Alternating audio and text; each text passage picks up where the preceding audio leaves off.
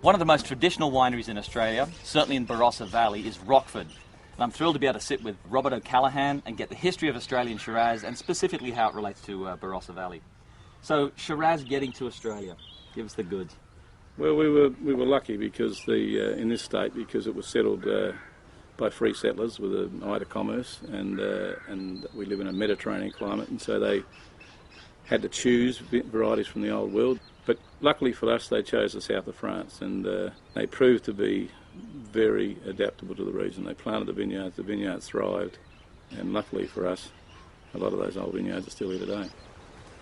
Gosh, I'm thinking the German heritage makes me think of grilled sausages for this one. But Yeah, well, I mean, the Barossa thing, as I say, I'm not native to the Barossa, but because I'm not native, I've always been fascinated by the place.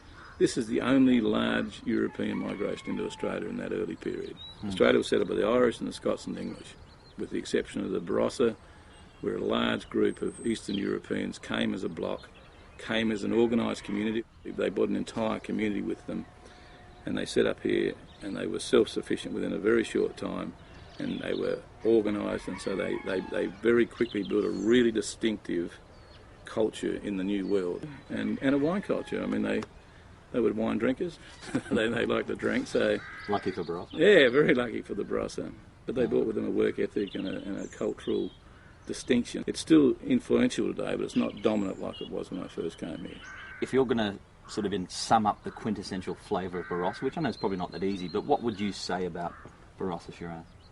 I think one of the things that makes Barossa Shiraz different to elsewhere in Australia is how long we've been here.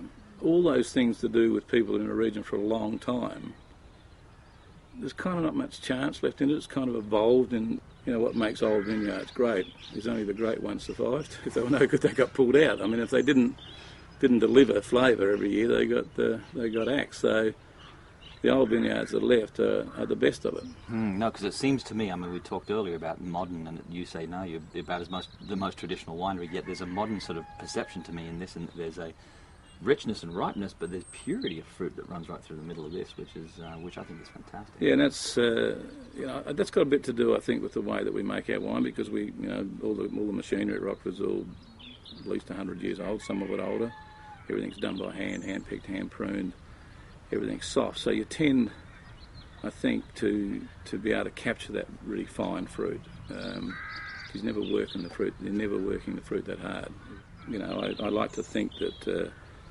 At the end of the day, that's what I've done. Each year I've used the warmth of the region to ripen the fruit, and then I've used the winemaking techniques to try and find that back. I think all the good Barossa wine is like that.